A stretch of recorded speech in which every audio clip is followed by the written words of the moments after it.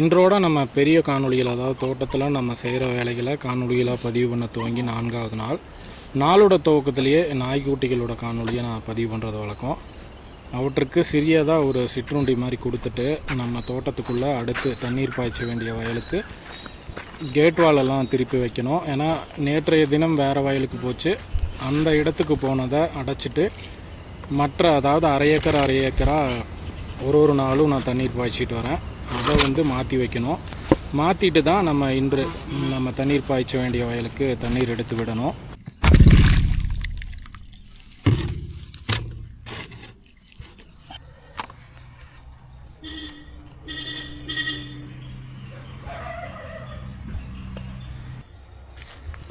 இந்த கேட் வால் தான் கிணற்றுக்கு மிகவும் அருகில் இருக்குது. இந்த இடத்துல தான் ஏர் ரிலீஸ் ஆகும். நான் ஏர் பைப் வச்சுருக்கேன், இருந்தாலும் பைப் லைன் எல்லாம் பழைய, அதாவது ஒரு 20 வருடங்களுக்கு முன்பு அமைச்சதுங்கிறதுனால இந்த இடத்துல அதிகமாக ஏர் ரிலீஸ் பண்ணுறதுக்காக முழுவதுமாக அந்த கேட் வாலை திறந்து விட்டு தண்ணீரை எடுத்து விட்டுட்டு தான் அதுக்கு பின்பு அடைப்பேன்.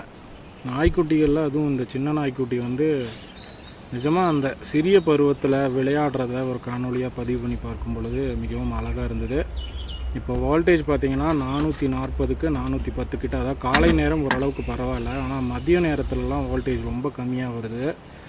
அப்போ என்னென்னா மோட்டருக்கு ரொம்பவுமே அழுத்தம் ஏற்படும். ஆனால் வேறு வழி இல்லை, வெயில் தண்ணீர் எப்பொழுதுனாலும் எடுத்து விட்டே தான் ஆகணும். நான் சொன்ன மாதிரியே இந்த இடத்துல அதிகமாக ஏர் ரிலீஸ் ஆகும். நம்ம இப்படி திறந்து விடாமல் எடுத்து விடுறோன்னா பழைய பைப் லைன், அதனால் நிறைய இடங்களில் உடைப்பு ஏற்படும். நம்ம சொட்டு நீர் அமைக்கிற வரைக்கும் இந்த மாதிரி பழைய அமைப்பையே வச்சு சமாளித்து தான் ஆகணும். கண்டிப்பாக இந்த மழை காலத்தில் சொட்டு நீர் அமைச்சே ஆகணும். அப்படி ஒரு நிலை தான். இப்படி திறந்து விட்டு அடைக்கிறதுனால ஓரளவுக்கு பைப் லைனுக்கு எந்த ஒரு அழுத்தமும் அதிகமாக வராது. தண்ணீர் இப்போ வயலுக்கு போகுது. முக்கியமாக தண்ணீர் அந்த கடைசி பாத்திக்கு போகிற வரைக்கும் நம்ம கூடையே உடைப்பு ஏற்படாமல் நடந்து போகணும். இப்போ காலை கிட்டத்தட்ட மணி 7:30 கிட்ட ஆகுது. இப்போவே வெயில் வர துவங்கிடுச்சு. அதனால் துண்டு சுற்றி கட்டிட்டு தொப்பியும் போட்டுட்டு தான் நான் தண்ணி கட்டுறேன். ஏன்னா வெயில் சமாளிக்க முடியலை. என்ன தான் நம்ம தண்ணி அதிகமாக குடித்தாலும் இந்த வெயிலை சமாளிக்கிறது கடினமாக தான் இருக்குது. இந்த மாதிரி இடத்துல தான் சொட்டு நீரோட அருமை தெரியுது. நிஜமாகவே தண்ணீர் அதிகமாக இருக்குது குறைவாக இருக்குங்கிறது 2வது பட்சம். ஆனால் வெயிலில் நிஜமாக வேலை செய்ய முடியலை. நம்ம வாழைக்காட்டுக்கு போகிற மாதிரி அமைப்பு வச்சுருந்தேன். இப்போ அதை திருப்பி வச்சு கடைசி பாத்திக்கு போகிற மாதிரி வைக்கணும். நம்ம ஒரு தண்ணி பாய்ச்சுற வரைக்கும் தான் கொஞ்சம் சிரமமாக இருக்கும். அடுத்தடுத்த தண்ணி கண்டிப்பாக எளிதாக பாயும். ஏன்னா இப்போ மண் ஊறி மெதுவாக வரும். அடுத்தடுத்த தண்ணீர் பாய்ச்சுறதா 5 நாளுக்கு ஒரு முறைங்கிற கணக்கு தான் நான் வச்சு தண்ணீர் கட்டுவேன். இது மாதிரி வேலைகளை எதுக்காக பதிவு பண்ணுறேன்னா, அதாவது என்னோடய தாத்தா அப்பாலாம் எப்படி வேலை செஞ்சாங்களோ அந்த முறையில் தான் நானும் இப்போ செய்கிறேன்.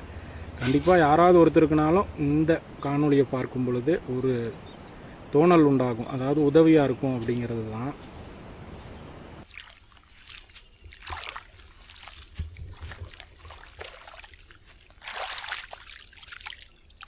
இந்த வயல் தான் நம்ம நேற்று தண்ணீர் பாய்ச்சி காணொலி பதிவு பண்ணது.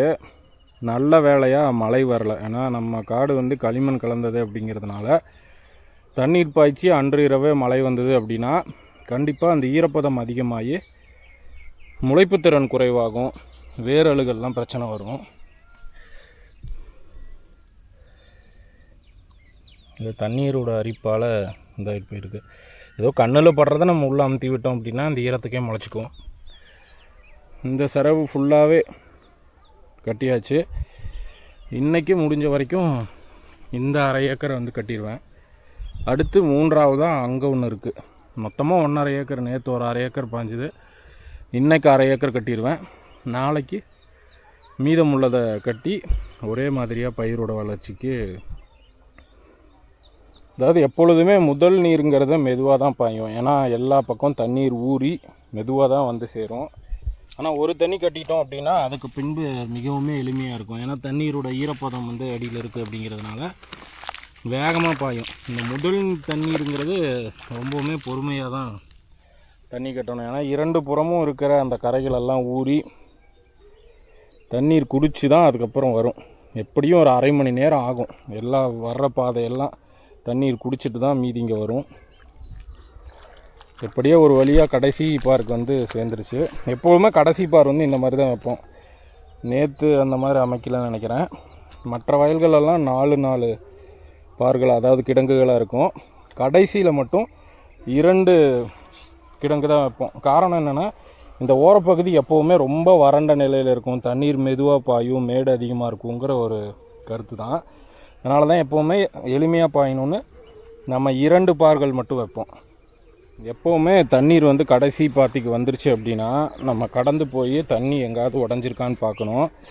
இல்லை நம்ம பாட்டுக்கு ஒரு இடத்துல நின்று தண்ணீர் பாய்ச்சிட்டு நின்ட்டோம் அப்படின்னா கண்டிப்பாக வேற எங்காவது உடச்சிதுன்னா அதை கட்டுறது கஷ்டம்.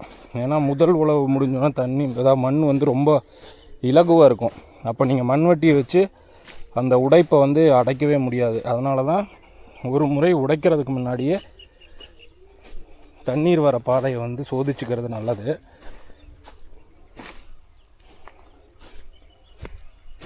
எனக்கு தெரிஞ்சு எங்கேயும் உடைக்கிறதுக்கு வாய்ப்பு இல்லை. ஏன்னா எல்லா கரையுமே நான் முடிஞ்ச வரைக்கும் எந்தெந்த இடத்துலலாம் தேங்கும்னு நமக்கு தோணுதோ அதையெல்லாம் சரி செஞ்சுருக்கேன். எங்கேயும் உடைக்கலை. அதாவது நான் சொல்ல வர்றது தான், முதல் முறையாக தண்ணீர் பாய்ச்சும் போது பார்த்திங்கன்னா தண்ணி நல்லா ஊறி பாயும். இப்போ பார்த்திங்கன்னா தண்ணி வந்து இங்கே போயிட்டுருக்கு, அதாவது இந்த இடத்துல போயிட்டுருக்கு. ஆனால் இங்கே வரைக்கும் ஈரப்பதம் வந்திருக்கு பாருங்கள், மெதுவாக ஊறி பாயும். இதுவே அடுத்த தண்ணீர் பாய்ச்சும் பொழுது இந்த பிரச்சனை வராது. ஏன்னா ஏற்கனவே மண் முழுவதுமாக ஊறி இருக்கும். ஆனால் இப்போ முதல் தண்ணீர் மட்டும் ரொம்ப மெதுவாக தான் பாயும். பொறுமையாக தான் கட்டணும், அவசரப்பட முடியாது. பொறுமையாக வெயில் அடித்தாலும் நின்று தான் பாய்ச்சணும். இது எல்லாமே நீங்கள் ட்ரிப் இரிகேஷன் இருக்கிறப்போ எந்த பிரச்சனையும் இருக்காது. ஆனால் நான் அமைக்கலை, ஏன்னா அதற்கான செலவு பண்ணுற அளவுக்கு இப்போ நம்மக்கிட்ட பணம் இல்லை, அதுதான் உண்மை. இன்னொன்று, தண்ணீரும் நம்ம ஏரி பக்கத்துலேயே தோட்டம் இருக்கிறனால அதிக அளவில் மழைப்பொழிவு முடிஞ்சதுன்னா ஏரி நம்பிடும், தோட்டம் முழுவதும் தண்ணீராக தான் இருக்கும். அதுதான் ஒரு பிரச்சனை. அடுத்தடுத்த பாத்திகளுக்கு நான் திருப்பி விட்டுட்டு டைம் லேப்ஸில் இந்த வீடியோ நான் ரெக்கார்ட் பண்ணுறேன். அப்புறம் மடம் மாறுறதை ரெக்கார்ட் பண்ணுறேன். எனக்கு நீண்ட நாள் ஆசை இது, அதாவது நம்ம தோட்டத்தில் செய்கிற வேலையை எனக்கு ஒரு பதிவேடு மாதிரி பதிவு பண்ணி வச்சுக்கணும் அப்படின்னு.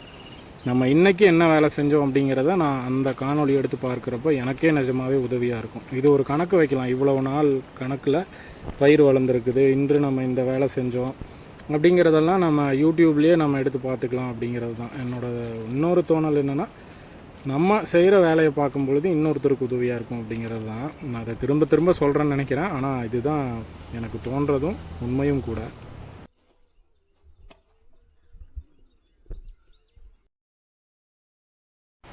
நல்ல வேலையாக என்னென்னா, அதிகமாக கட்டிகள் இல்லை. 2 உழவு செஞ்சதுனால ஓரளவுக்கு, ஏன்னா களிமண் காட்டில் உழவு செய்யும் பொழுது அதிகமாக கட்டி இருந்ததுன்னா நமக்கு தண்ணீர் பாய்ச்சறதும் கஷ்டம், விதையுன்றதும் கஷ்டம். இதுவே 2 உழவு செஞ்சதுனால அந்த கட்டிகளெல்லாம் ஓரளவுக்கு பொடிஞ்சிருச்சு. இருக்கிறதுலே என்னை பொறுத்த வரைக்கும் சத்து மிகுந்த மண் களிமண் தான். ஆனால் அந்த மண்ணில் பயிர் வளர்ந்து வர்றது கடினம். அதற்கு காரணம் என்னென்னா, அதிகமாக ஈரப்பதத்தை உறிஞ்சி வச்சுக்கும், பயிர்களுக்கு வேரோட்டத்தை, அதாவது மண் எளிதில் இறுகிரும். அதனால் அந்த சத்துக்களை எடுத்துக்கிறதுக்கு நம்ம பயிர் செஞ்சுருக்கிற அந்த வேர் நல்லா வளர்ந்து வர முடியாது. அதை நம்ம சமாளிச்சிட்டோன்னாவே நிஜமாகவே களிமண்ணில் அருமையாக வேளாண்மை பண்ணலாம். அதுக்கு ஒரு நல்ல தீர்வு தான் சொட்டு நீர். என்கிட்ட உழவு செய்யும் பொழுதே அந்த அண்ணா சொன்னார், கண்ணு நிஜமாக இந்த வயலுக்கு நீங்கள் சொட்டு நீர் அமைச்சு வெள்ளாமல் பண்ணி பாருங்கள், நீங்கள் நல்லா தண்ணி எடுக்கலாம், அதாவது நல்ல இது எடுக்கலாம், விளைச்சல் எடுக்கலாம் அப்படின்னு தான் சொல்கிறாரு. எனக்கும் ஆசை தான், அது நடக்கலை. ஆனால் கண்டிப்பாக கூடிய சீக்கிரம் நடக்கும் நான் நம்புகிறேன். ஏன்னா நம்ம நிறைய தண்ணீர் பாய்ச்சிரும், குறைவாகவும் பாய்ச்ச முடியாது. ஏன்னா விதைக்கு வந்து தண்ணீர் சரியாக கிடைக்கலன்னா முளைக்காது. இன்று இரவே கனமாக மழை பெய்யுது அப்படின்னா இந்த வயலில் தண்ணீர் தேங்கும், நம்ம அதை வந்து வெட்டி விடணும். இந்த மாதிரி நிறைய அலைச்சல் இருக்குது. இவ்வளவு முன்னேறின காலத்தில் இன்னுமே நம்ம வயலில் வந்து வெட்டி விட்டு ஃப்ளட் இரிகேட் பண்ணுறோங்கிறது எனக்கு கஷ்டமாக தான் இருக்குது. ஆனால் என்னோடய ஃபினான்ஷியல் சுச்சுவேஷன் அந்த மாதிரி. கடந்த வருடத்தில் வாழை நிறைய இழப்பு, அதை நான் சமாளிச்சிருந்தேன். அதாவது அப்போ நல்லா அறுவடை பண்ணியிருந்தோன்னா நான் இப்போ ஓரளவுக்கு ஒரு 2 ஏக்கருக்குனாலும் நம்ம சொட்டு நீர் அமைச்சிருக்கலாம். இந்த டைம் லேப்ஸில் ரெக்கார்ட் பண்ணுறப்போ நிஜமாகவே பார்க்கறதுக்கு நல்லாயிருக்கு. இதை முடிச்சுட்டு காலை நேர உணவையும் முடிச்சுட்டு மீன்களுக்கு உணவு போட்டேன். நான் தொட்டியில் விட்டுருக்க அவுரி மீன், அதான் அவுரியா விரோசலோ இன்னும் கொஞ்ச நாளில் தான் தெரியும், தீவனம் போட்டேன். இப்போ எனக்கு தெரிஞ்ச 5 அல்லது 6 தான் இருக்குது. ஒன்றுக்கு ஒன்று சாப்பிட்ருச்சு. அதாவது சிறிய அளவுகளில் வெவ்வேறு அளவுகளில் வாங்கி விடும் பொழுது இந்த விரால் மற்றும் அவுரியில் இந்த பிரச்சனை வருது. ஒன்றுக்கு ஒன்று சாப்பிட்றது, அந்த கேனபாலிசம்ங்கிறது வந்து நடக்குது. உயிரோடையே மற்ற மீன் அதே இனமாக இருந்தாலும் அதை சாப்பிட்றது இயற்கையிலையும் இதுதான் நடக்கும். நம்ம ஒரே அளவில் வாங்கி விட்டுருந்தோம்னா ஒன்றுக்கு ஒன்று சாப்பிட்ருக்காது, தப்பிச்சிருக்கும்.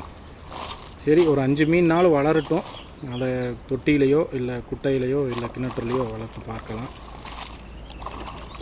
வெயில் நல்லாவே ஆரம்பிச்சிருச்சு. ஏன்னா கிட்டத்தட்ட மணி இப்போ 9:30க்கு மேலே ஆகுது. 11 மணி வரைக்கும் தண்ணி கட்டுவேன், அதற்கு மேலே நிறுத்திடுவேன். அதுக்கு மேலே வெயிலில் வேலை செஞ்சாலும் உடம்புக்கு ஒத்துக்காது.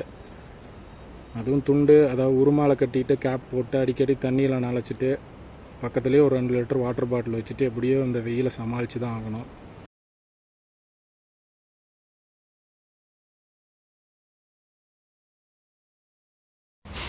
தண்ணீர் பாயிறப்போ நம்ம பக்கத்துலேயே இருக்கிறது நல்லது. ஏன்னா ஒரு கிடங்குலையும் வரும் பொழுது சீராக எல்லா கிடங்குக்கும் போகிறதுக்கு நம்ம பக்கத்துலேயே மண் வெட்டி வச்சு, சில இடத்துல மேடு இருக்கலாம், சில இடத்துல கட்டிகள் உள்ளே விழுந்து தண்ணீரை தடுக்கலாம்.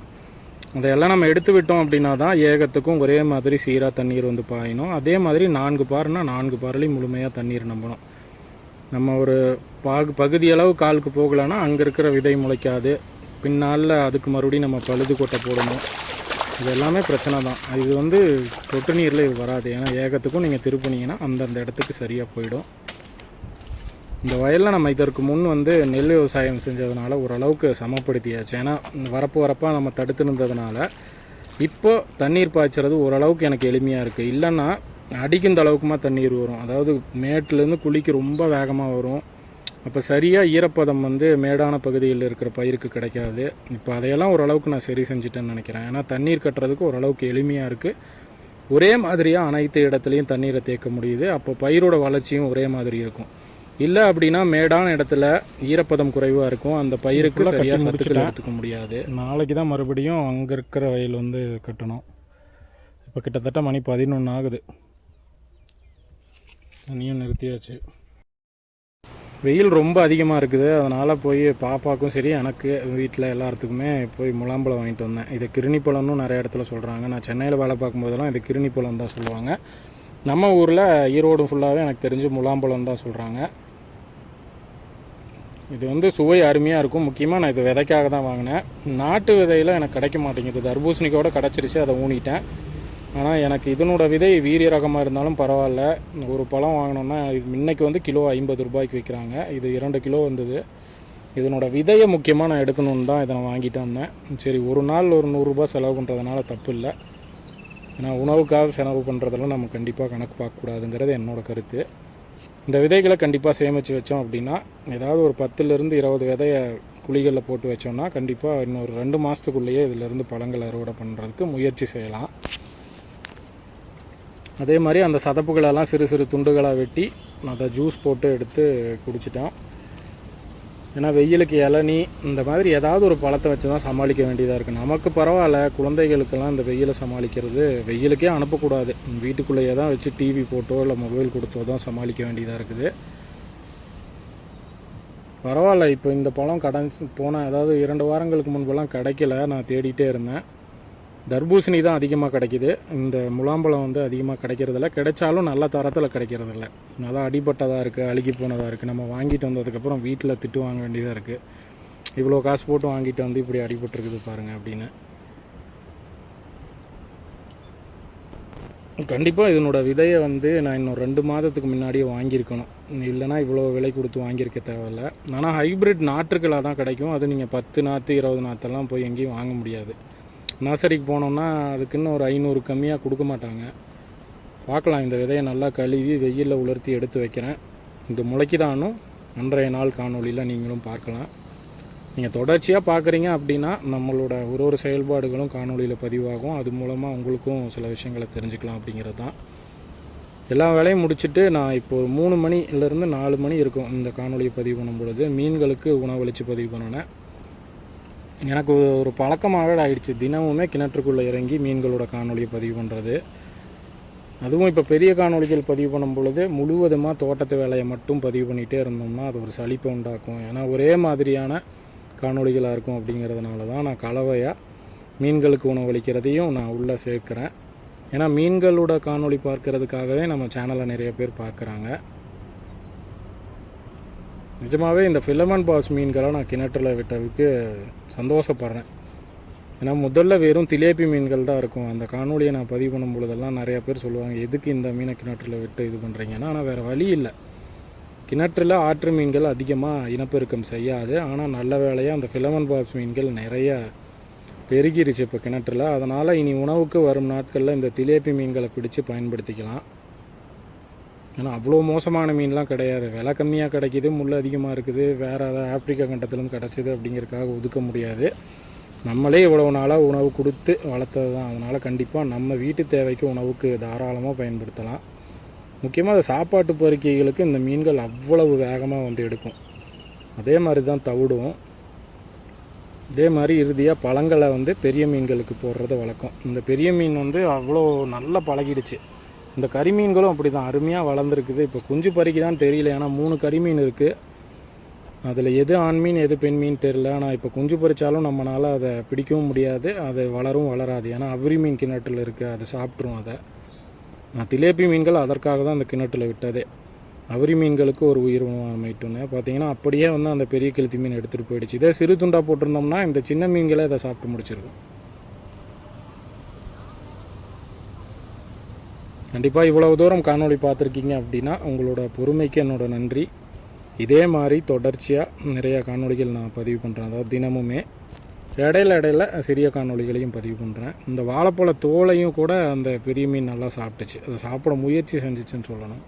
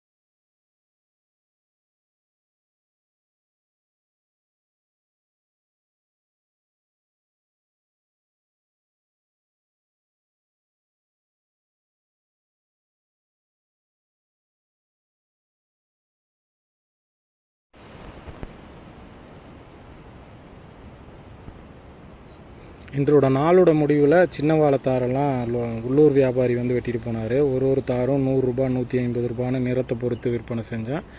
இதில் ஒரு 700 ரூபா கிடச்சிது. ஏதோ சின்ன செலவுக்கு வீட்டு செலவுக்கு நாள் ஆகும் அப்படின்னு தான். ஏன்னா இதை நான் டெண்டருக்கு கொண்டு போனாலும் இதே விலை தான் கிடைக்கும். அதை நான் பைக்கில் வச்சு அவ்வளோ தூரம் கொண்டு போக முடியாது.